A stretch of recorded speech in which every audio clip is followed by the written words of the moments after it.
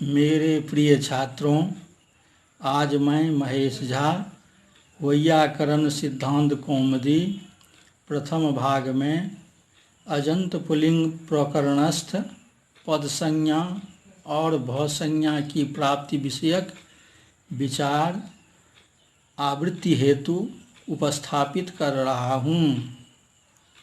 स्वादिस्व सर्वनाम स्थाने।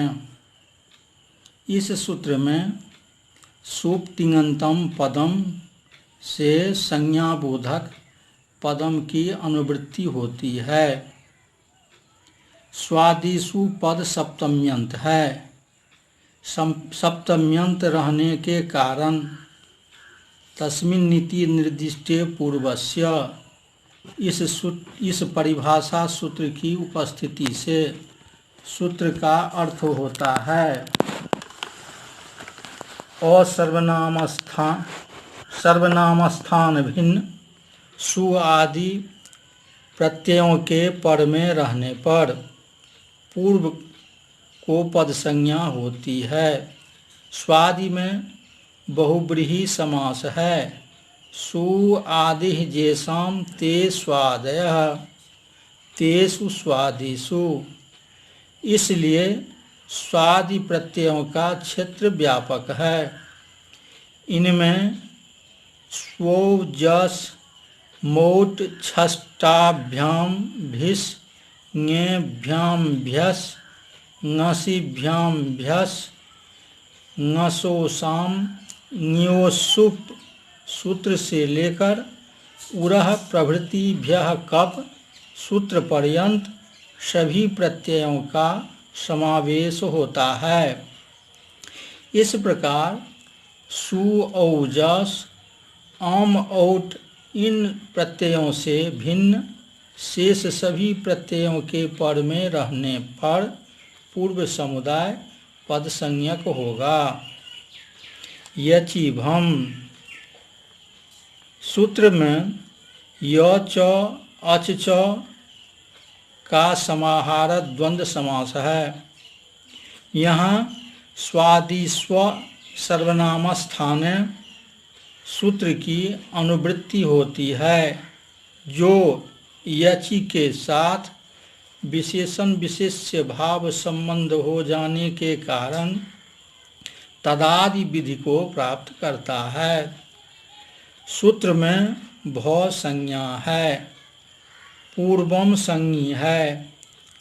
निमित्तवाचक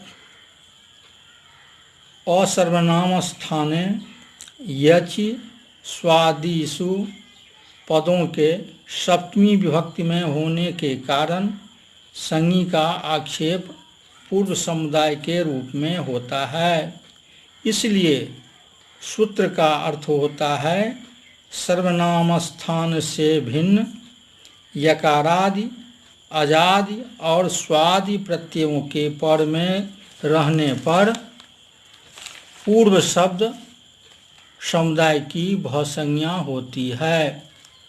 साथ ही यह पद संज्ञा सूत्र का अपवाद सूत्र है। उदाहरण रूप में दंत शब्द से द्वितीया के बहुवचन में शस विभक्ति पद्दन्नो सूत्र से दंत को दत्त आदेश होने पर दत्त अस इस स्थिति में यहाँ भव संज्ञा और पद संज्ञा दोनों की प्राप्ति होती है।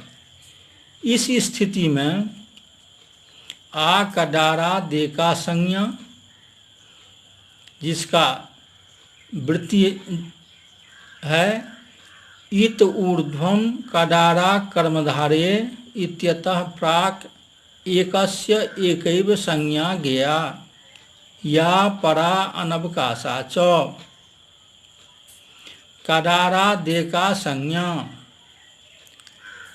प्रथम अध्याय चौथे पाद का पहला सूत्र से कडारा कर्मधारे द्वितीय अध्याय द्वितीय पाद का 38वां सूत्र तक दोनों संज्ञाएं एक साथ नहीं होगी। परत्वात् या अनवकाशत्वात् एक ही संज्ञा होगी। परत्वात् पाणिनीय अष्टाध्यायी क्रमानुसार पद संज्ञा प्रथम अध्याय चौथे पाद का 17वां सूत्र है और भव संज्ञा प्रथम अध्याय चौथे पाद का 18वां सूत्र है। इस प्रकार भव संज्ञा सूत्र पर सूत्र है। अनवकाशत्वात्, जिसे चरितार्थ होने के लिए सूत्र से अतिरिक्त स्थल न प्राप्त हो, अतः यहाँ परत्वात् निरवकाशत्वात् भव संज्ञा ही होती है।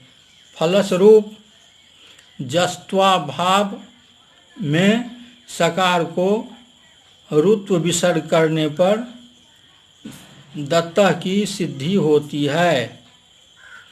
दद्भ्याम प्रयोग में आगे हल हो जाने के कारण पद संज्ञा होने से जस्त होता है।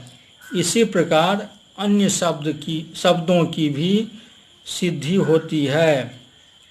उदाहरण के लिए दंत शब्द के सिद्ध रूप निम्नलिखित है। प्रथमा एक वचन दंतः, द्विवचन दंतौ, बहुवचन दंता। द्वितीया एक वचन दंतम, द्विवचन दंतौ, बहुवचन दत्तः दंतान। तृतीया एक वचन दत्ता दंतेन, द्विवचन दद्भ्याम दंताभ्याम, बहुवचन दद्भि दंते। चतुर्थी एक वचन दत्ते दंताय, द्विवचन दद्भ्याम दंताभ्याम, बहुवचन दद्भ्यः दंतेभ्यः। पंचमी एक वचन दत्तः दंतात्, द्विवचन दद्भ्याम दंताभ्याम, बहुवचन दद्भ्यः दंतेभ्यः। षष्ठी एक वचन दत्तः दन्तस्य, द्विवचन दत्तो दन्तयो, बहुवचन दत्ताम दंतानाम। सप्तमी एक वचन दति दन्ते, द्विवचन दतोः दन्तयो, बहुवचन दत्सु दन्तेषु। संबोधन हे दंत, हे दन्तौ, हे दन्ताः इति।